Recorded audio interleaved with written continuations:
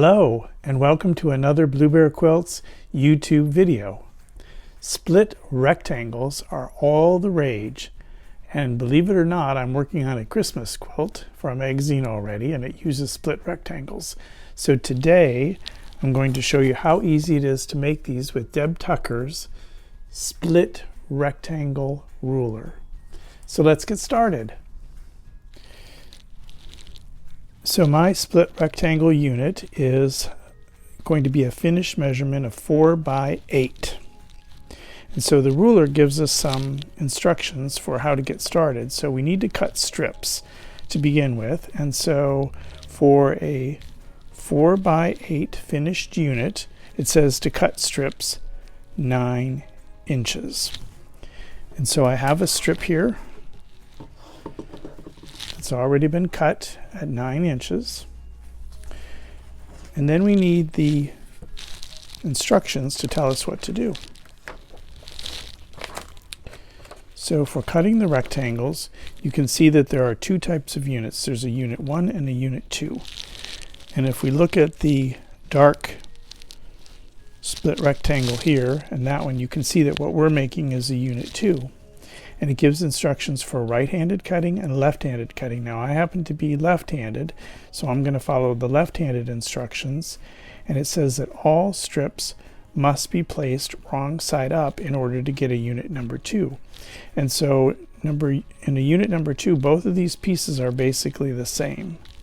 And so in order to get those pieces, all strips have to be cut wrong sides up. So here is our 9-inch strip, and there's the fold. So this is the right side of the fabric. So we're going to flip this like this so that we get to the wrong side of the fabric. And to make the first cut, you start with this angled edge of the ruler. And so there's a line here that says place on the cut edge of the strip. So this is the cut edge of the strip. So we're going to place that line on the cut edge of the strip. We're going to line up this little notch over on the left-hand side, and then there's a line here for 4 by 8 finished unit. So we're going to line that up with the right-hand side. Get all of that lined up just like that. And make our cut. It also helps to have a nice sharp rotary blade in your cutter so that this goes real smooth. And we cut it just like that. So there's our first unit.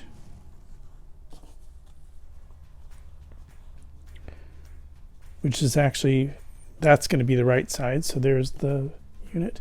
And then to make the second cut, we now turn to this side of the ruler where it says second trim guideline. There's an angled line right there, and that's the second.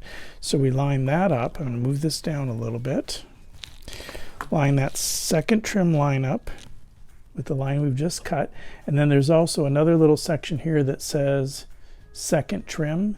We line up the right edge with that and line up that diagonal line with the line that we just cut and cut along that straight edge just like this.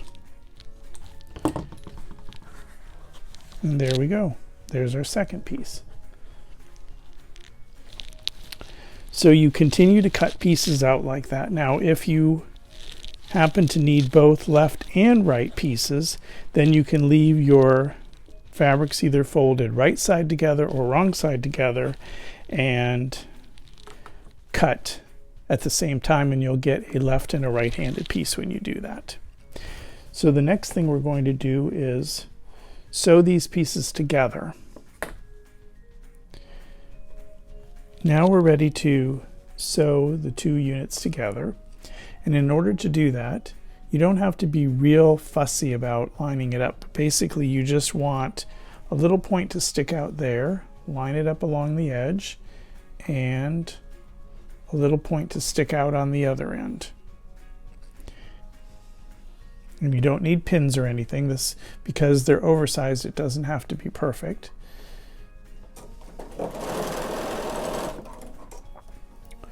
So we're just going to line it up like that. Get it so that we're sewing on the 1/4 inch. And so right along that line, just keeping it perfectly lined up as we go.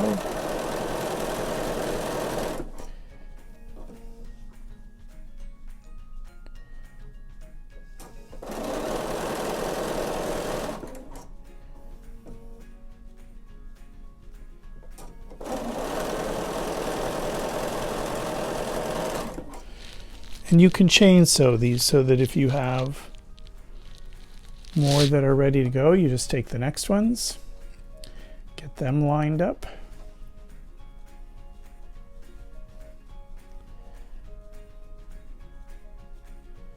So you can see it's sticking out a tiny little bit there.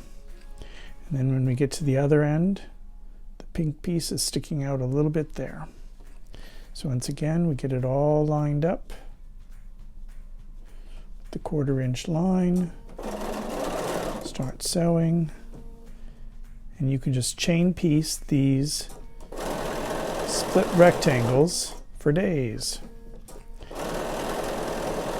So you can really put together quite a few of these split rectangles quite quickly.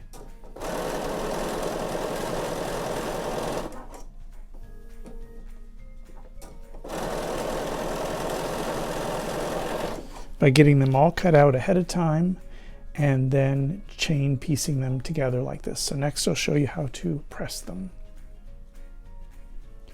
Okay, we have our nice wool pressing mat here.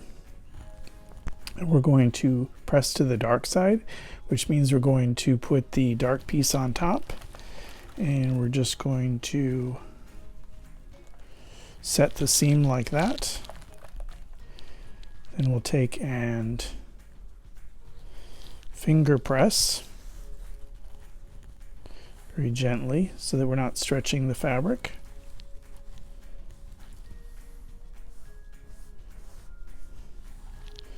And then we're going to press right along that seam like this.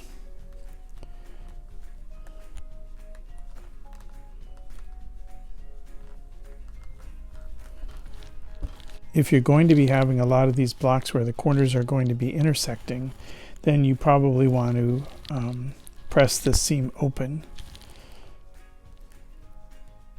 like this along the back. But on the particular thing I'm working on, there's not going to be a lot of intersecting seams, so this should be fine. So there we go, that's how we press it. Next we'll move on to trimming up the block. So here is unit number 2, which is, there's the dark piece and there's the dark piece. That's how you can tell it's unit number 2, which is all pressed and ready to go. So now we're going to trim it up.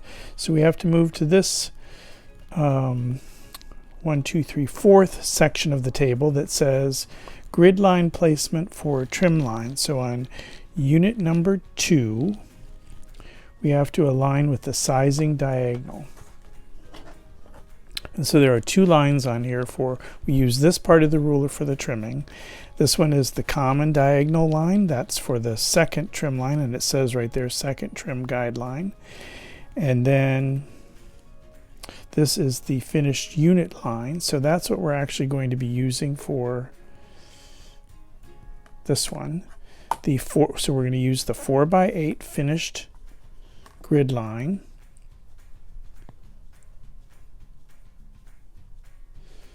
We're going to move it down like that, and the important things are we want to make sure that we have leftover on the 4.5 inch line over here, and we want to make sure that we have some at the top and we have some at the 8.5. So we're lining up that 4x8 finished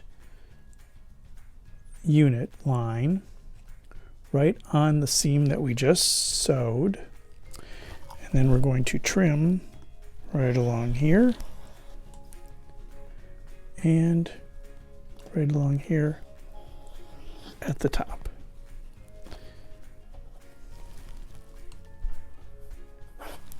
Okay, now we're going to take and rotate this piece. And now we're going to make sure to line up that 4.5 inch line and the 8.5 inch line on our cut edges. And make sure again that that diagonal line is right on our seam line.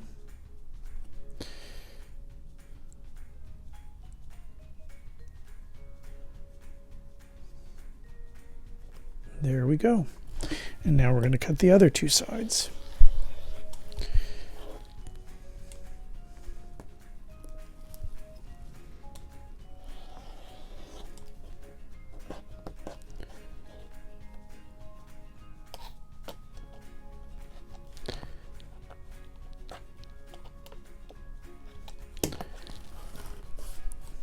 And there we go. There's our perfectly trimmed up unit number 2 block.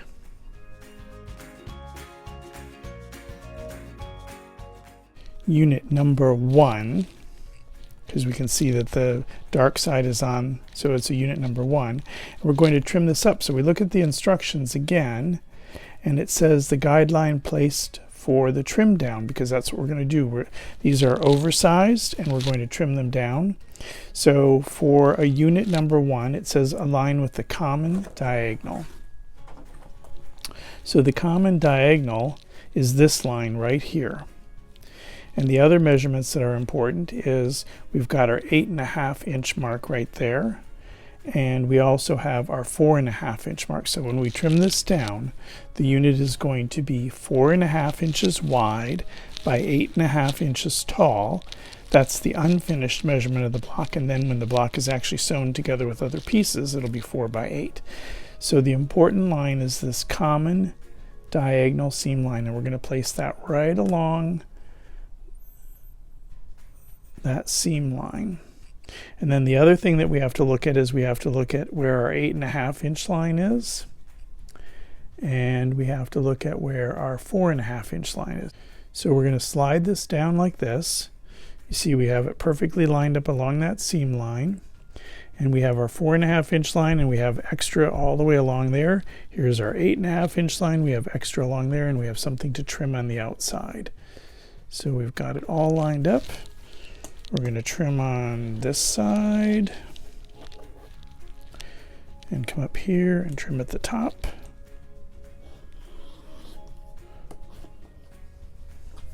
Then we're going to take and rotate this. And now we're going to be sure to put our 4.5 inch line on the cut side and our 8.5 inch line on the bottom, and get that diagonal line all lined up again.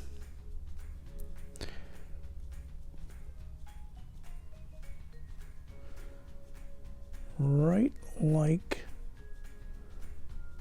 that. And it looks like we're within the lines there. We're going to cut along here and cut along the top.